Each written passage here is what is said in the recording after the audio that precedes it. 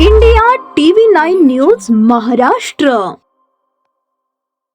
पुणे येथे आयोजित करण्यात आलेल्या काँग्रेस नेते तथा लोकसभेतील विरोधी पक्षनेते राहुल गांधी यांच्या पुणे छात्रों की गूंज कार्यक्रमाला जाणाऱ्या COEP महाविद्यालयातील विद्यार्थिनींना ABVPच्या कार्यकर्त्यांकडून धमकावणे, मारहाण करणे तसेच काही विद्यार्थिनींना हॉस्टेलमध्येच कोंडून ठेवण्यात आले.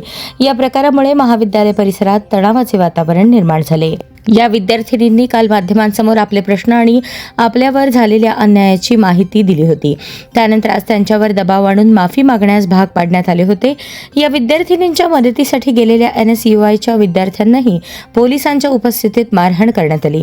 या घटनेची माहिती मिळताच सोलापूर लोकसभा मतदारसंघाच्या खासदार प्रणिती शिंदे यांनी काँग्रेस नेते, पदाधिकारी आणि कार्यकर्त्यांसह COEP महाविद्यालयात धाव घेतली.